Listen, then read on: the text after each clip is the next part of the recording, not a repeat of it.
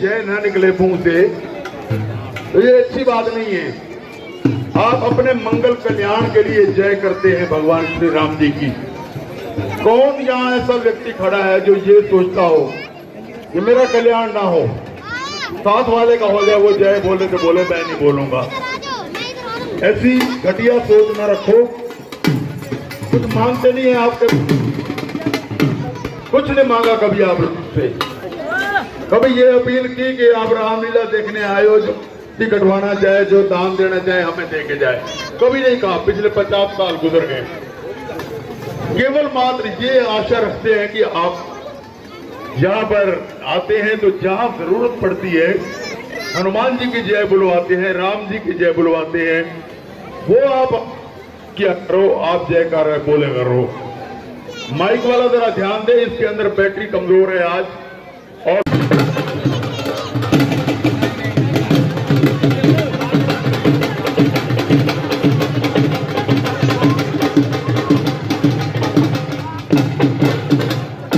पावन लीला प्रारंभ करें। 2 दिन बाकी रह गए। कब विष्णु अवतार की डेट आएगी, कब राम जी की बारात की डेट आएगी,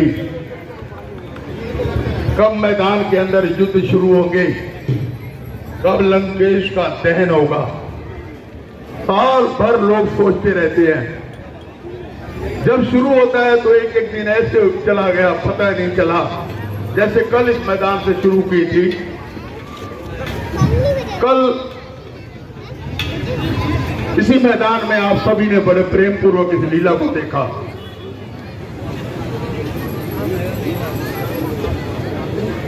सुंदरकांड की लीला थी कल। मैं कल कह रहा था कि सुंदरकांड रामायण का एक पवित्र अंश है, क्योंकि वो सफलताओं से भरा हुआ है।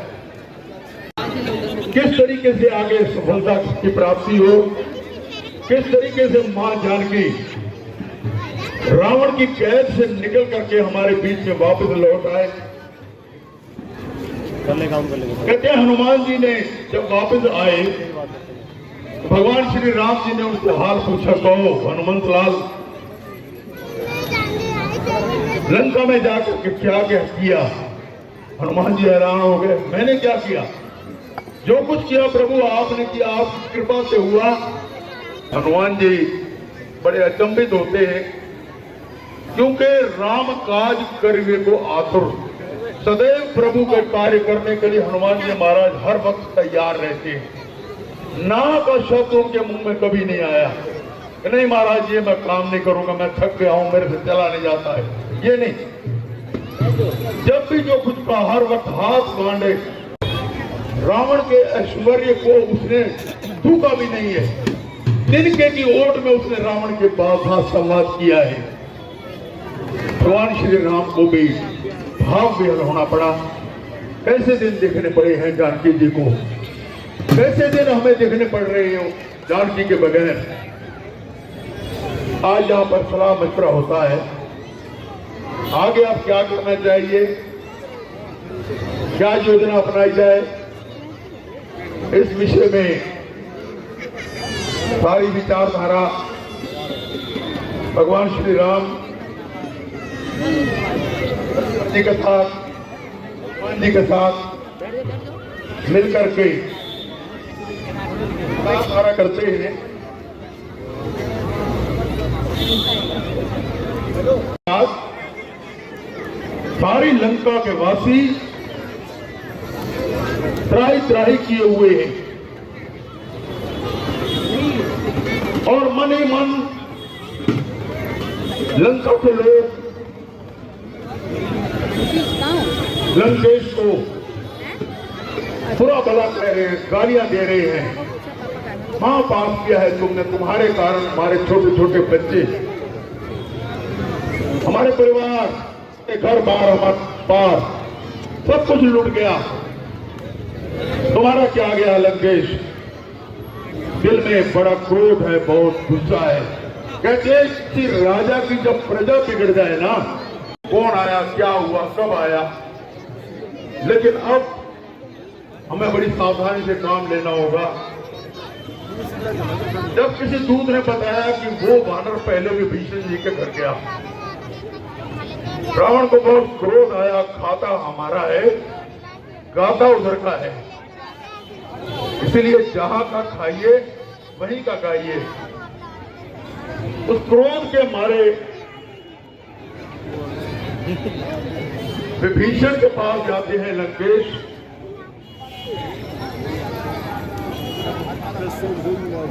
और उसे ये कहते हैं कि ये क्या हुआ।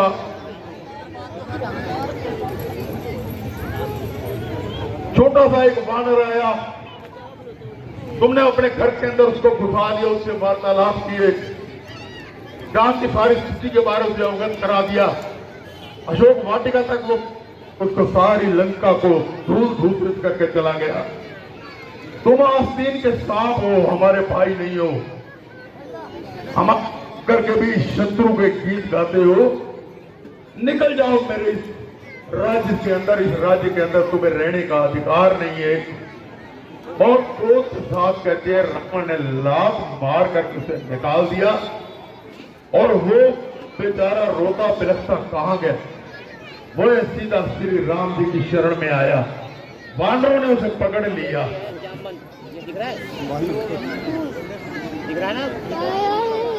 हनुमान जी महाराज पहचानते, मिलके कहने लगा, नहीं ये श्री राम सत्य, इसको राम जी के चरणों में आने की आज्ञा दीजिए। सभी ने मिलकर के वो राम जी के चरणों में वो उनके साथ आया। लेकिन सुग्रीव जी ने शंका जाहिर की, महाराज जो सगे भाई का हमारा कैसे हो सकता है। सगे भाई ने लात इसलिए निकाल दिया कि उसने भाई के साथ देशद्रोह किया। भगवान श्री राम कहने लगे, नहीं ऐसा नहीं है, मैं शरण आए हुए की रक्षा करता हूं। विभीषण हमारी शरण के अंदर आया है, विश्वास लेकर के आया है कि उसे यहां पर वो सुख मिलेगा जिस सुख के लिए वो लंका में उस परमेश्वर के नाम की माला जपता था। जहां पर लौट आया हमारे पास, उन्होंने विभीषण को गले लगा लिया और कर दिया और उसे लंकेश की उपाधि दे दी। इस समय लंका का राजा रावण है, लेकिन बड़ी कूटनीति के साथ भगवान राम ने रावण के भाई विभीषण को तिलक कर दिया कि अगर हम युद्ध जीत भी जाएंगे तो हम राजा नहीं होंगे वहां के, ये भारत की रीति नीति रही, हम साथ देंगे, आप हमारा साथ दीजिए, लेकिन युद्ध में विजयी होने के बाद वहां के राजा हम आपको ही बनाएंगे। यहीं से आज मंगल तिलक कर दिया प्रभु श्री राम जी ने। अब विभीषण श्री राम जी का होगा और राम जी विभीषण के हो गए। सभी ने मिलकर के विभीषण को बड़े प्यार के साथ प्यार दिया, पुचकारा। उसने करने के बाद विभीषण ने वो सारा कुछ वहां पर बता दिया जो लंका की सामरिक स्थिति के बारे में वो जानता था। भेदी के घर का हाल भेदी बता सकता है, शत्रु के घर की एक एक बात भगवान श्री राम, लक्ष्मण, हनुमान, अंगद, नल, नील, जामवंत तक सारी बातें पहुंच गई। और अब आगे की तैयारी करने का मन के अंदर संकल्प लेकर के आगे बढ़ते हैं।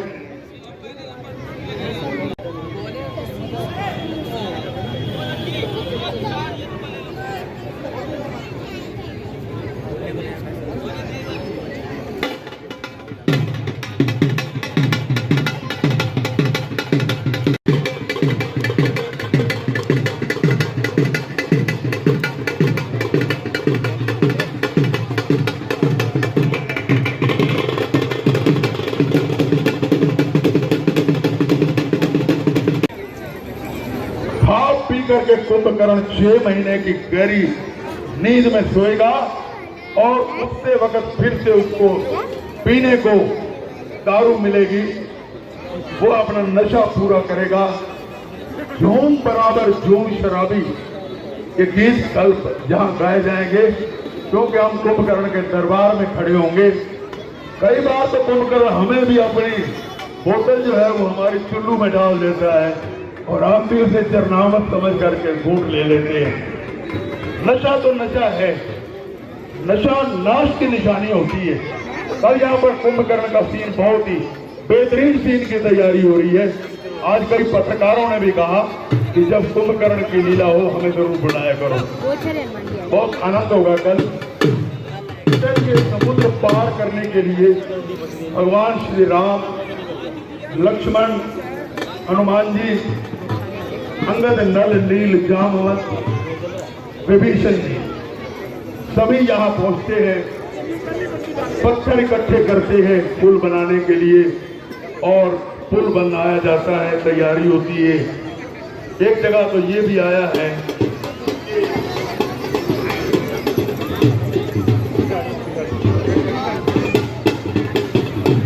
कहते जब पुल का उद्घाटन होना था तो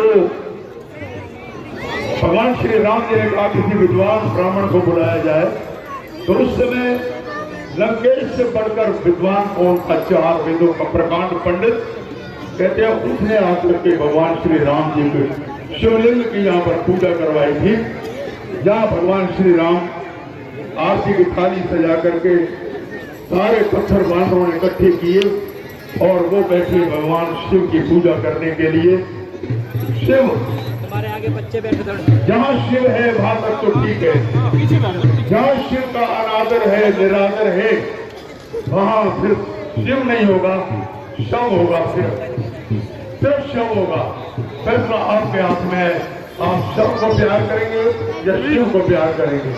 शिव जी को प्यार करेंगे तो हर वक्त ओम नमः शिवाय, ओम नमः शिवाय की भावना के साथ अपने जीवन को आगे बढ़ाएंगे। ओम नमः शिवाय। नहीं तो दूसरा शब्द शव है। शव से भगवान बचाए रखे, किसी के घर शव ना हो, कोई व्यक्ति शव न बने, सभी शिव के पुजारी बने, ऐसे भाव हृदय के अंदर रखे।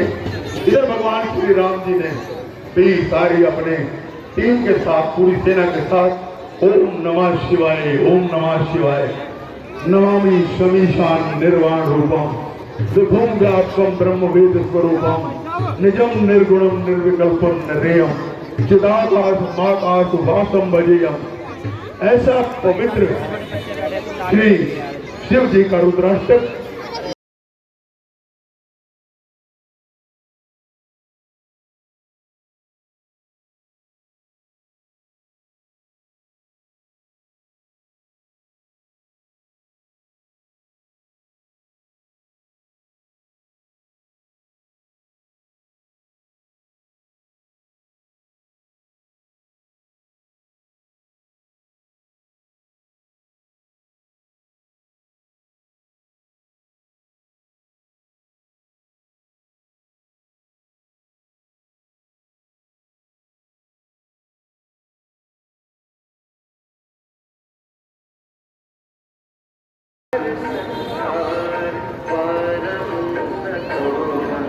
इस रुद्राक्षक को सच्चे पत्ते पढ़ता है, बोलता है, गाता है।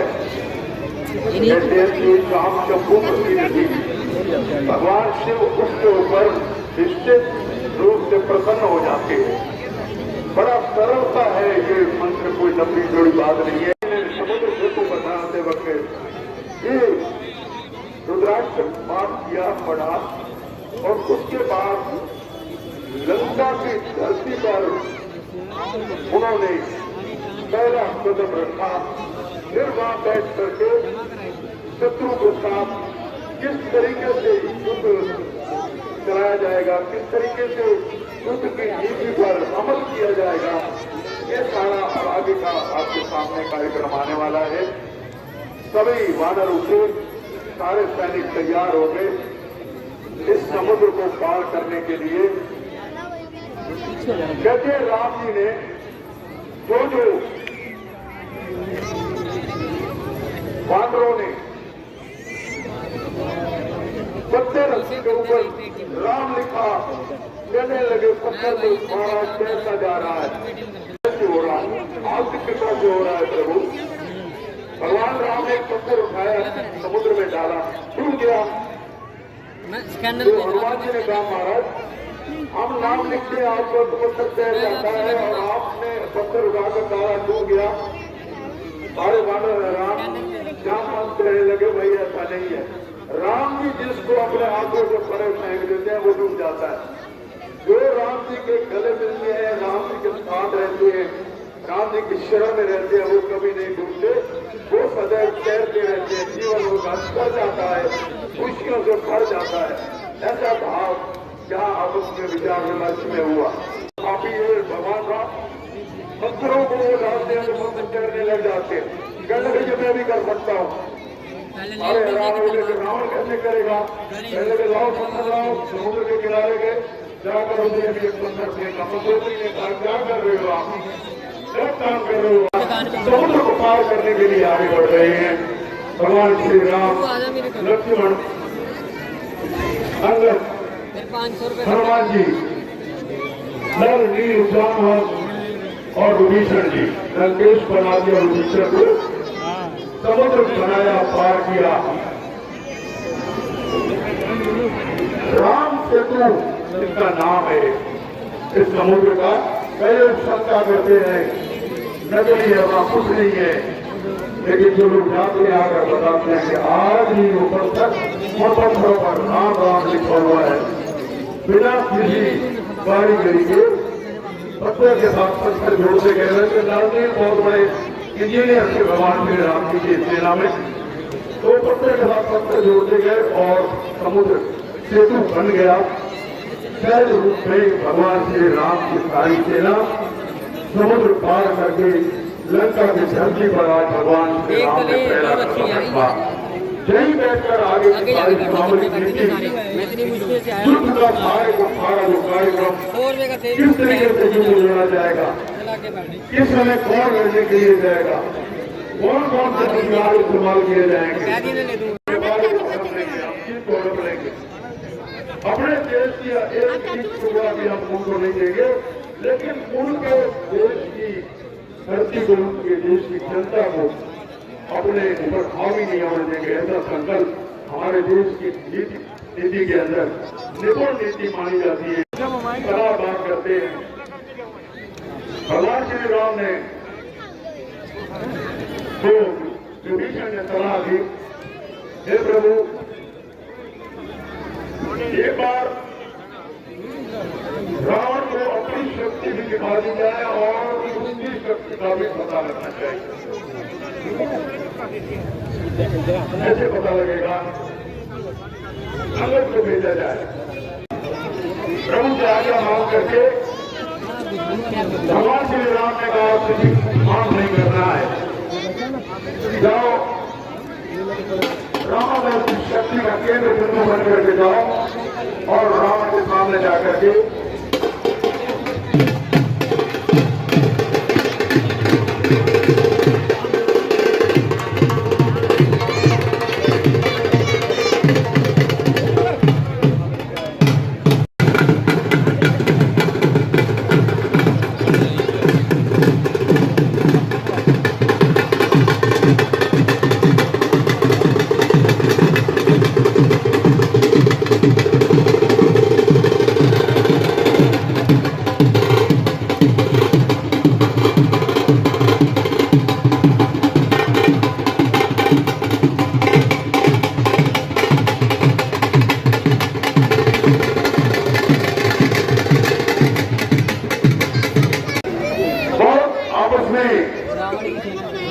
वार्तालाप हुआ, शर्मिंदा किया।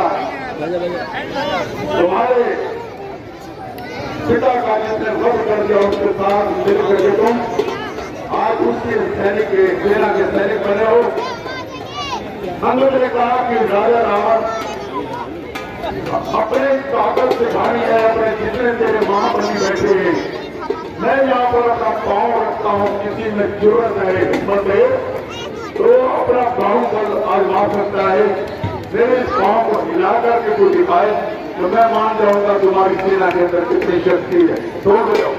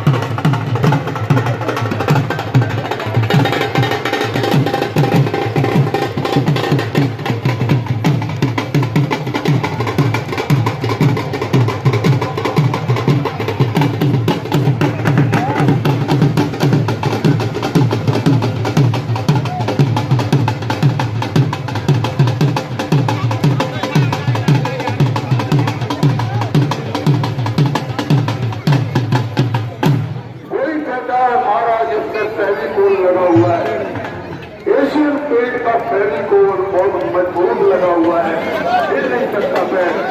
कोई कहता है इसके अंदर कीट छुपे हुए, कोई कुछ कहता है, कोई कुछ कहता है।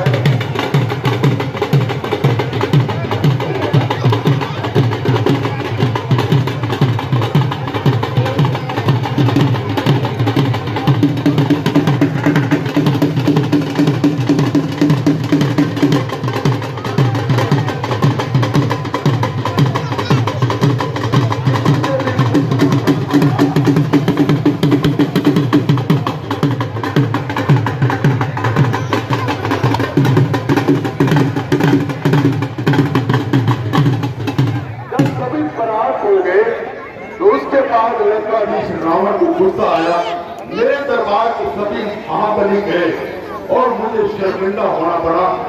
कहते हैं उन्होंने अपना अंतिम महाबली भेजा। कभी मेघनाथ आए, कभी कोई आया, कभी कोई आया। बड़े जोर शोर के साथ, धूमधाम के साथ इस पैर को हिलाने के लिए प्रयास करने के लिए आया।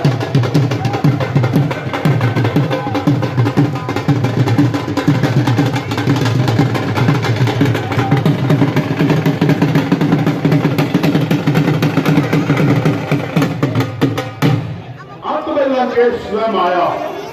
लंकेश ने कहा कि साधारण सी बात है, ना मालूम मेरे सारे करने के सारे महाबली तो निराश हो सके लोगे।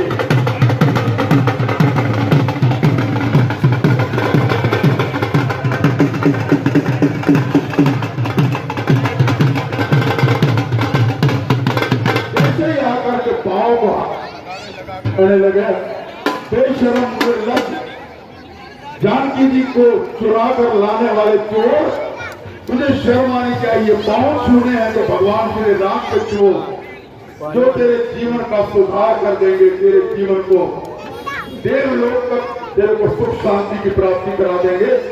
मेरे पांव छूने का तुझे क्या लाभ है? कहते रावण लज्जित हो गया, शर्मिंदा होकर के वापस अपने स्थान पर पहुंचा और इधर अंगद भगवान श्री राम जी के चरणों में जितनी ड्यूटी मिली थी वो पूरी कर जाने के बाद वापस पहुंच करके विचार विमर्श करते, यहाँ की सामरिक स्थिति के बारे में भगवान श्री राम जी को बताते। भारतीय इसी मैदान के अंदर हर साल आने वाले हनुमान जी महाराज की मूर्तियों का बचपन से श्रृंगार उनको शौक था। श्री राम मंदिर 7 वार्ड में जितने हनुमान जी के स्वरूप बनते रहे, उन सबकी मूर्तियां बनाते रहे, कल भी हनुमान जी का रूप करते रहे। वर्तमान में श्री सनातन धर्म संगठन के अध्यक्ष श्री कृष्ण लक्ष्मीणा जी परिवार समेत हर बार यहाँ पर अष्टमी के दिन आते हैं। कल उनका फोन आया कि मैं रविवार को जरूर आऊंगा, अष्टमी पर तो हनुमान जी के साथ आएंगे। मैं इस बार को रामलीला बचपन से मैं देखता हूँ, मेरा परिवार भी यहाँ आता है, वो आज कहाँ आए हैं। उनकी बेटी अमेरिका चली गई और लड़का भी उनका यहाँ देहरादून में कहीं शिक्षा प्राप्त कर रहा है, तो वो धर्म पत्नी को साथ लेकर के यहीं कहीं खड़े, मुझे नजर नहीं आया तो मुझे उन्होंने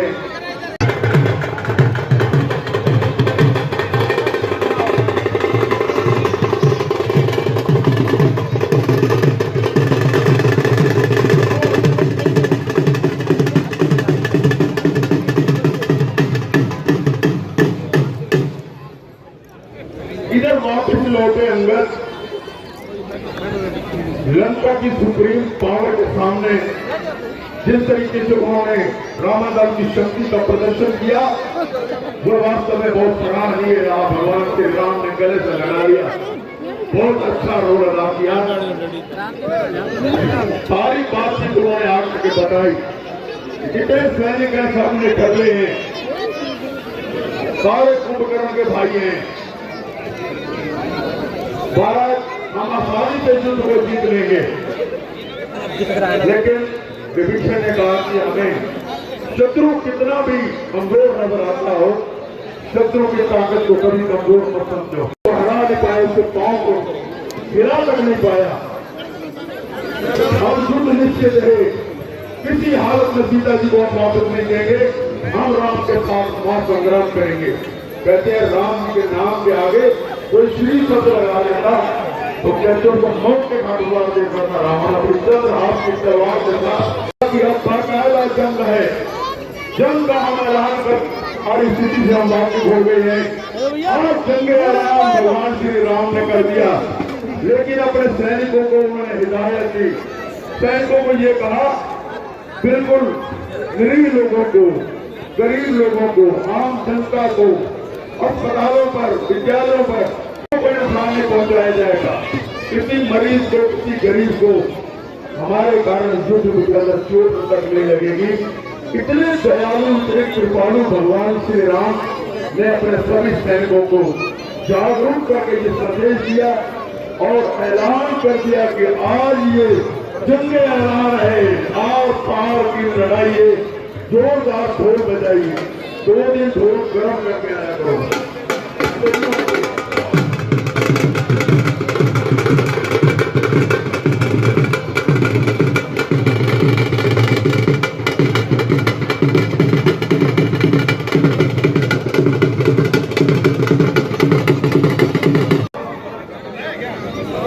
अशोक वाटिका में माता जी जिस स्थिति से बैठी है, मैं उससे बहुत दुखी हो रहा हूं सुन करके हनुमान जी से।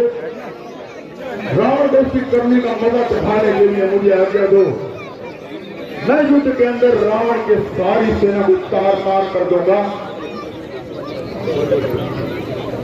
उधर लंका तक भी करके गुप्तचर को दोनों तरफ होते खबरें पहुंच जाती है, सूचना तंत्र तब भी बहुत मजबूत था। जैसे आज रावण ने भी तैयार किया अपने मेघनाथ, महाबली मेघनाथ को। मैंने कल कहा था जब युद्ध के लिए हनुमान जी के साथ युद्ध कर रहा था, मेघनाथ बादलों की तरह कल और परसों 3 दिन जोरदार जंग सारे पानीपत नगर की सारी रामलीलाओं में होने वाला है। लेकिन सबसे ज्यादा जंग, असली जंग वो लेंगे रामलीला की धरती पर आप लोग पिछले 72 सालों को देखे हैं। ये आप लोगों का प्यार है, आप सबका प्रभु का आशीर्वाद है सबके ऊपर। सभी लोग शुरू करके यहाँ देख रहे हैं और इधर मेघनाथ पूरी तैयारी कर रहे हैं युद्ध करने के लिए। इधर भगवान श्री राम जी ने को आशीष दिया, लक्ष्मण जी के संग श्री हनुमान जी महाराज भी तैयार हुए युद्ध करने के लिए आगे बढ़े। जहाँ जहाँ जगह पर आप लोग खड़े रहेंगे, जय होगी। बदूसी भी खत्म हो गया, नवरात्रे खत्म हो रहे हैं। अब सवेरे खूब हलवा पूरी सब कुछ खाओगे, लड़ाई करने जा रही है। लेकिन याद रखिए आगे के 2-3 दिनों में जयकारे लगाने में कोई कंजूसी नहीं करेगा। जयकारे वीर बजरंगे, जयकारे वीर बजरंगे, सियापति रामचंद्र की। ये देखिए ये जो रावण खड़े हैं ना, ये रावण के संबंधी नहीं है। बाहर खड़े होकर के भी राम जय बोल रहे हैं और लंकावासी भी चाहते हैं ये राम की जय हो। ये पापा अत्याचारी राजा से हमें छुटकारा मिले, ऐसा भाव हर लंकावासी के हृदय के अंदर है। इधर महाबली मेघनाथ पूरी चारों शौक के साथ तैयार होकर के आगे बढ़ रहे हैं और इधर लक्ष्मण जी, हनुमान जी महाराज युद्ध के लिए आगे बढ़े।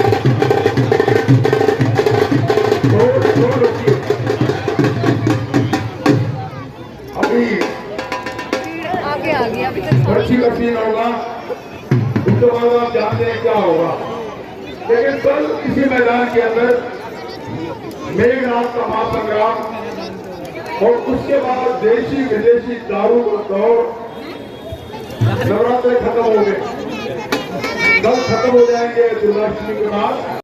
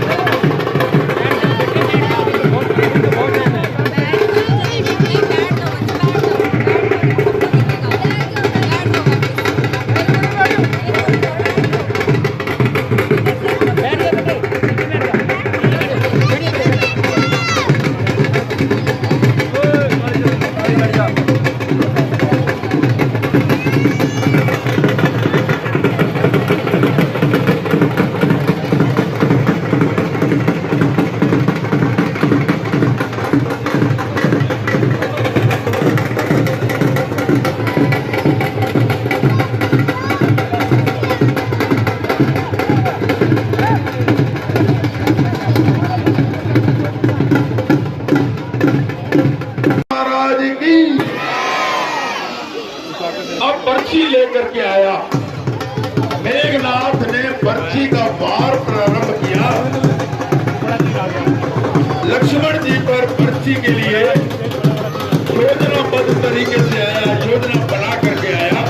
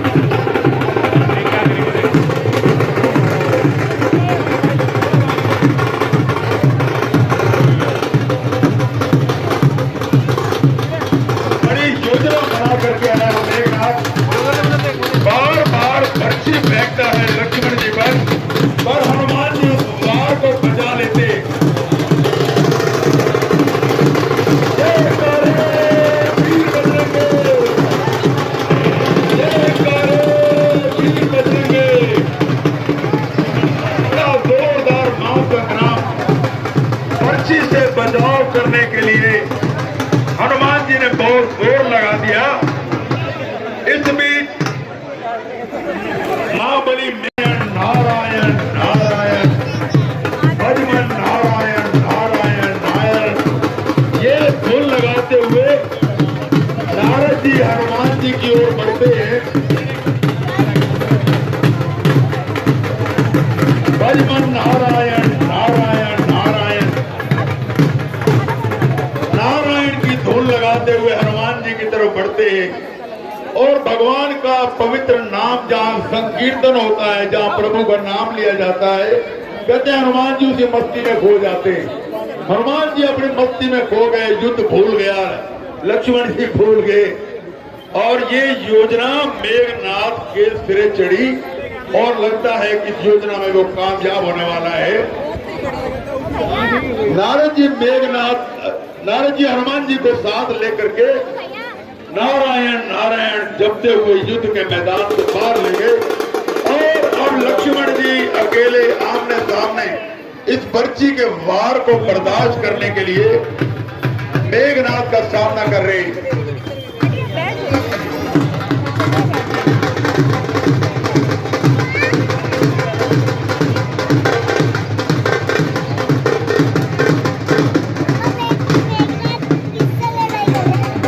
लक्ष्मण जी पर निरंतर वार करने के लिए तैयार। अंदाजा लगाता है दूरी का सामना कैसे होगा।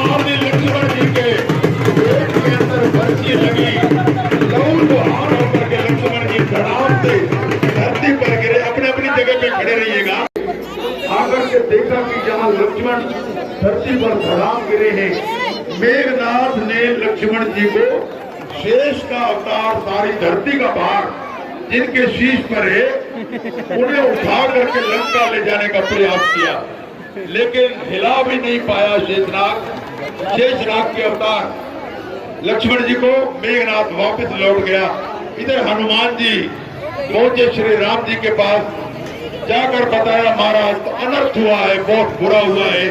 लक्ष्मण जी पर पर्ची का वार मेघनाथ ने किया है। लक्ष्मण जी की स्थिति इस वक्त चिंताजनक है। भगवान श्री राम जी को अपने साथ लेकर के सारी सेना वापस साथ ही अंगद नल जामवंत विभीषण सभी लोग वहां पर पहुंचे, देख करके बहुत ही दुखी और व्याकुल हो रहे हैं। क्या हुआ? हनुमान यहाँ पर अकेला कैसे छोड़ा गया लक्ष्मण जी को? हनुमान जी अपनी जगह व्याकुल है। युद्ध के मैदान के अंदर आज हमारे साथ धोखा हुआ है। अचानक पर्ची का करके वीर लक्ष्मण को धरती पर गिरा कर चला गया। इधर भगवान श्री राम बहुत व्याकुल है, बहुत परेशान है। आंखों से आंसुओं की धारा रुकती नहीं है। बारंबार हनुमान जी के जब पूछते हनुमान जी क्या किया, लक्ष्मण को अकेला क्यों छोड़ा गया युद्ध के मैदान में? क्या किया जाए, क्या इलाज है इसका?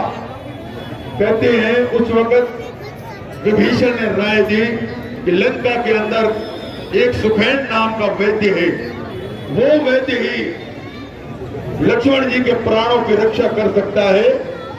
वो बहुत ही काबिल हकीम है, पुराना हकीम है। यदि उसको यहाँ पर लाया जाए तो निश्चित तौर से लक्ष्मण के प्राणों को बचाया जा सकता है। ऐसी सलाह भगवान श्री राम जी को दी गई। पर कौन जाएगा उस वैद्य को लेने के लिए, उस हकीम को लेने के लिए? कहते हैं राम काज कर में को आतुर। हनुमान जी महाराज तुरंत तैयार हो गए, क्योंकि सदस्य राम जी के काम करने के लिए, राम जी की सेवा करने के लिए हनुमान जी की हर श्वास हर पल राम जी के चरणों में गिर रही है। हनुमान जी ने प्रार्थना कि प्रभु ये सेवा मुझे सौंपी जाए। हनुमान जी आज्ञा लेकर, आशीर्वाद लेकर के उड़े उस ओर जहां पर वो हकीम, वो वैद्य, सुखैन वैद्य उसका नाम था, और उसको ले आने के लिए हनुमान जी आगे बढ़े।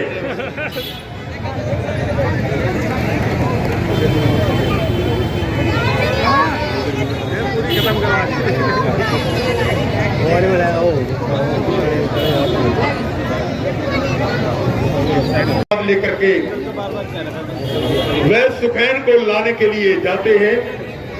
हनुमान जी देखते हैं कि यहाँ तो सारे एक जैसी शक्ल वाले हैं, कौन वैद्य सुखैन होगा? आधी रात का समय पहुंचे वैद्य सुखैन का घर पूछते हुए, क्योंकि छुप के जाना पड़ता था। हनुमान जी को किसी ने देख लिया तो बड़ी मुसीबत हो जाएगी। वो गए, उन्होंने जा करके देखा वैद्य सुखैन बहुत बड़े पलंग के ऊपर बड़े मजे के साथ सो रहा था। उन्होंने जा करके वैद्य सुखैन को लिखा है कि पलंग समेत उठा करके उसको लेकर के आए। वैद्य सुखैन बड़ा हैरान, मुझे कहां लिया जा रहा है, इतने अंधकार के अंदर मुझे कहां लेकर के जा रहे हो वानर? उसको उसने समझ गए कि ये वही वानर है जो पहले यहाँ पर सारी लंका को राख करके चला गया था। यहाँ पर वैद्य सुखैन पहुंचा जहाँ रामादल के सभी लोग बैठे हुए थे।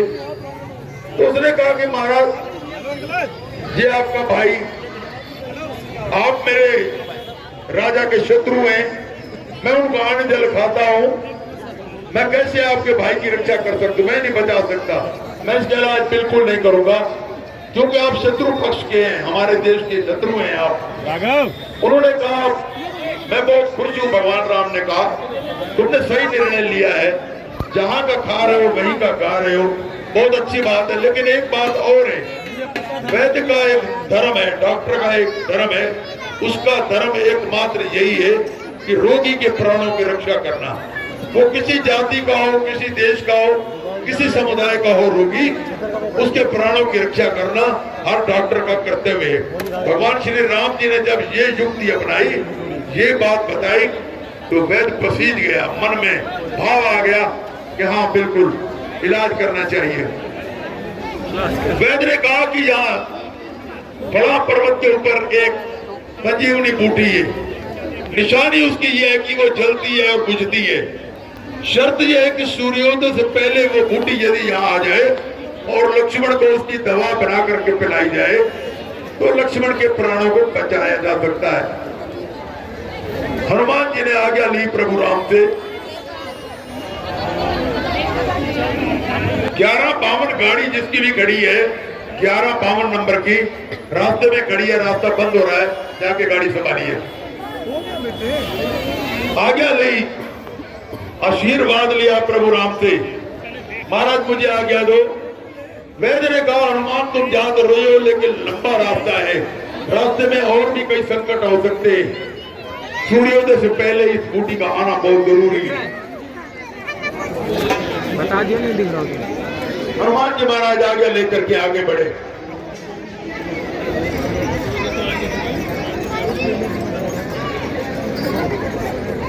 उस बूटी को लेने के लिए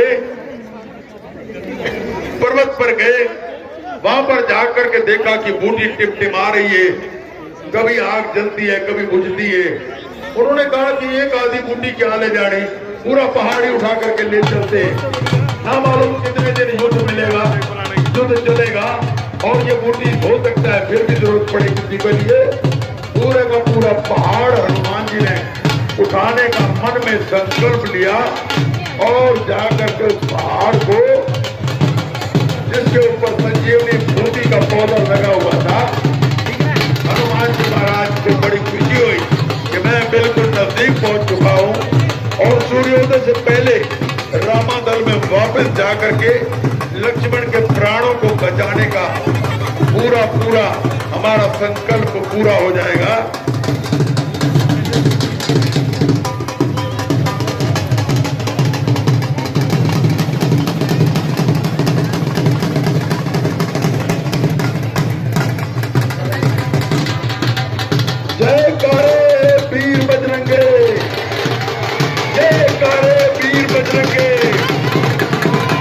संजीवनी बूटी लेकर के हनुमान जी रामादल की तरफ आगे बढ़ रहे हैं।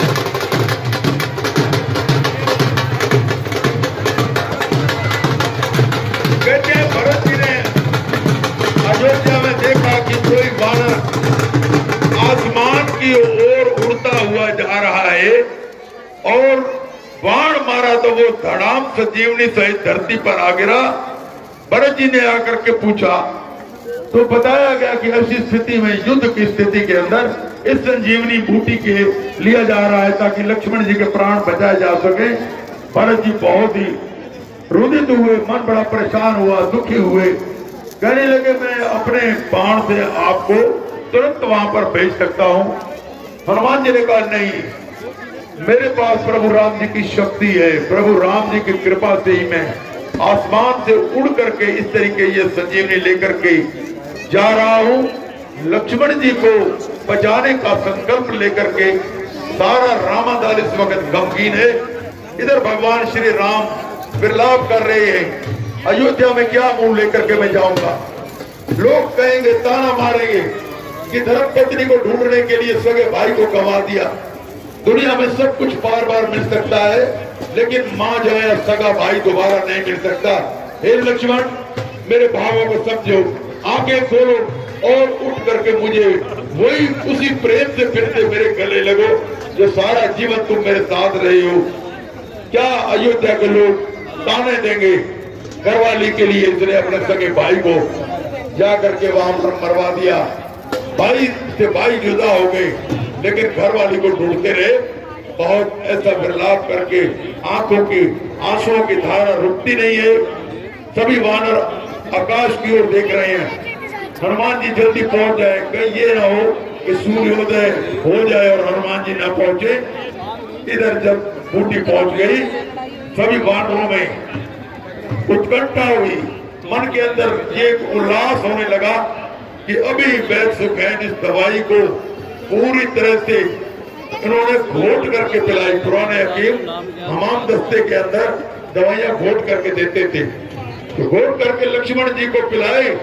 लक्ष्मण जी के अंदर दवा गई, लक्ष्मण जी उठ करके खड़े हुए, गांव मेघनाथ सामने आओ, युद्ध के लिए तैयार है। लक्ष्मण गले लगा दिया, लक्ष्मण जी को गले लगा दिया और सारे वानर दल खुशी से नाच उठे। रामादल में थोड़े खुशी की लहर हो गई, थोड़े प्रसन्न हुए, भगवान श्री राम जी को बधाइयां देने लगे। आप सारे एक जय घोष लगा के प्रभु राम जी को बधाई देंगे। बोलो सियापति रामचंद्र महाराज की, बोले सिया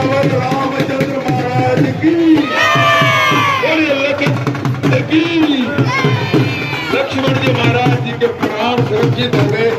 भगवान श्री राम जी को और सारे भाई को बहुत बहुत बधाई देते हैं।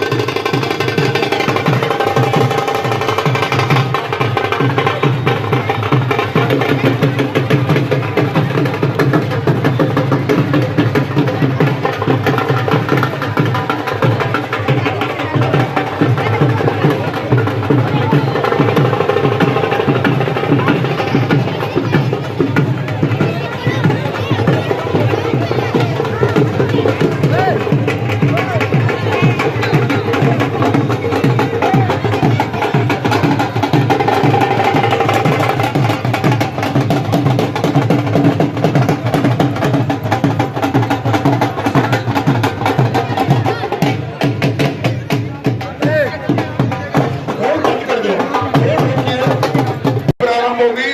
राम जी का रथ 6:15 बजे तक यहाँ आ जाता है।